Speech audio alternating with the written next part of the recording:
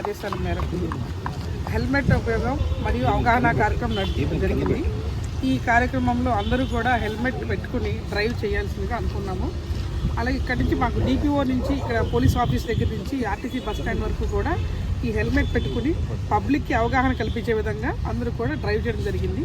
దీంట్లో పబ్లిక్ తమ ప్రాణాలను హెల్మెట్ పెట్టుకుంటే ఎలా రక్షించబడతారో దానికోసం ఈ అవగాహన కార్యక్రమం ఈరోజు స్టార్ట్ చేశాం. Thank you.